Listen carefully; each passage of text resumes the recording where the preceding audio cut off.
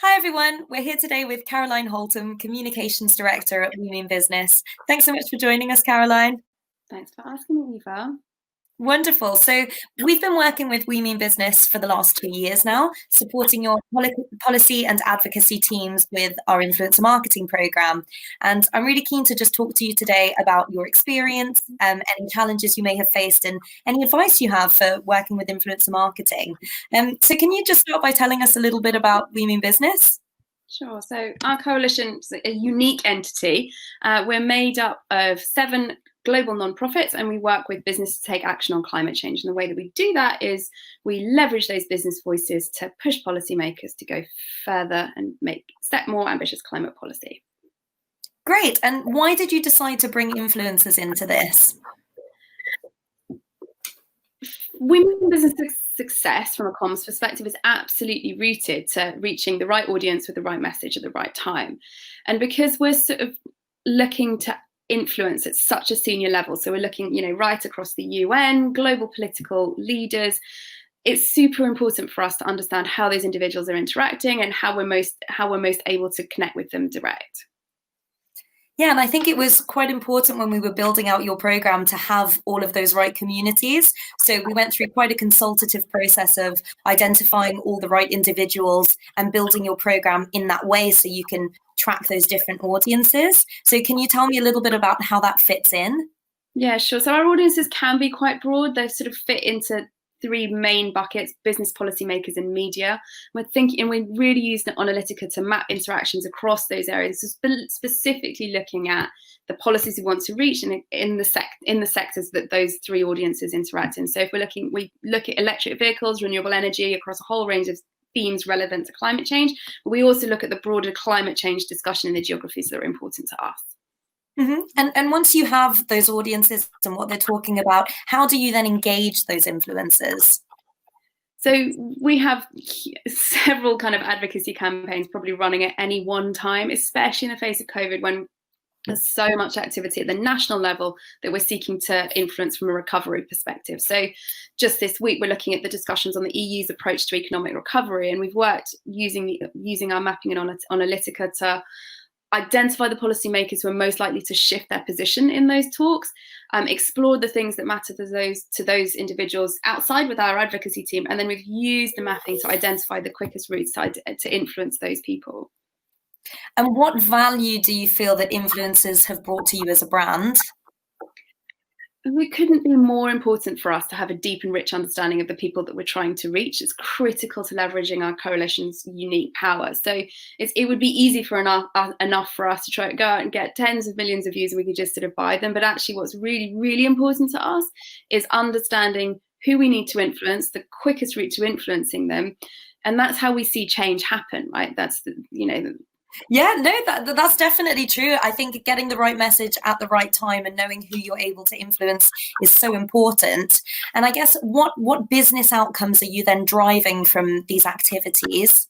By understanding and tracking influencers through Onalytica, we're better able to understand the moments and the routes to engagement. So mapping influencer activity directly flows into supporting our offline work. So we want to turn our online engagement, like we're sort of warming up our leads online, and we want those to then shift quite quickly into opportunities for our policy and our advocacy teams to directly connect with those individuals off the internet. Yeah, offline, both online and offline. And how are you measuring how successful those activities are? I mean, it's super difficult to do, but for us, from an Onalytica perspective, we monitor interactions between our coalition partners and influence targets and see contact between them and how that changes over time as a mark of success. Okay, and can you give me any examples with any of your partners? Yeah, sure. So, I mean, a lot of our partners have had real value using Onalytica, particularly those that run much more sort of incisive advocacy campaigns. So one of our partners, the Corporate Leaders Group, which is a select group of European business leaders working to advocate solutions for climate change to policymakers in the EU specifically, have used Onalytica to really drive and deepen their engagement and understanding of the online conversation around European policy. So they track key policymakers, and then they receive daily emails on what they're tweeting about, and then they act where relevant. So retweet, support, provide additional information, which is particularly useful around key policy moments, of which there are many at this time. And they've also then sourced new influencers and hashtags for those moments, which have helped drive impact. Yeah, I think that's been a really key part, just building a workflow across each of the different teams, because everyone is going to do the influencer work slightly differently and be working in a slightly different way. So we've kind of helped to make sure that works for every different team. But of course, we face some challenges. So can you tell us about some of the difficulties you faced? I mean, this is not a challenge that is unique to us working with Onalytica. Women Business has such a huge scope. I mean, we're basically looking to kind of, sort of undo the kind of impacts of the climate crisis on a global basis. So, the task is huge, and you could talk on so many levels to so many audiences with this. So for us, it's been about making sure that we get much more focused and targeted in terms of audience and geography and sector, and being really clear about that. And the other piece for us is that because we're targeting at such a senior level, generally our targets are not retweeting and actively engaging publicly. It's quite a one-way relationship. So they often click rather than engage. Yeah, so because they're clicking rather than engaging, we've been able to help with a little bit of further analysis, which you've needed this year, with certain hashtags, seeing how they're being used and how they're spreading across the community and becoming more popular. So can you tell us a little bit about how you worked with us? Yeah, sure. So we work with the professional services team at Onalytica on some in-depth data analysis on hashtags. It was super useful for us because the depth of information that we've been able to get from the team is just not something we would have been able to pull together ourselves.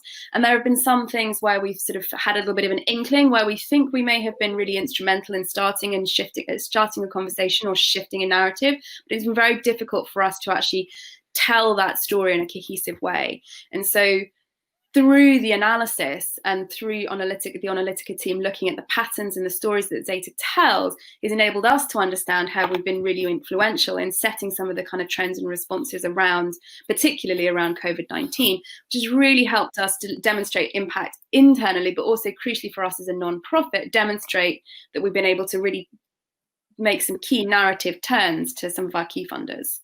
Yeah. And if there was one piece of advice that you could give to other people working with influencers, what would it be?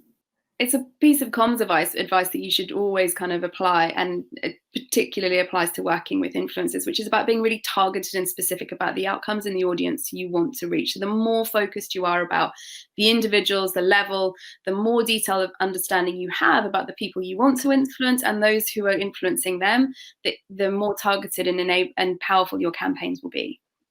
And this is really an ongoing process that we work on together. It's why we sync up so regularly, just to make sure that we're still tracking the right people, identifying if there are any new voices, and then also just measuring the impact that we're having.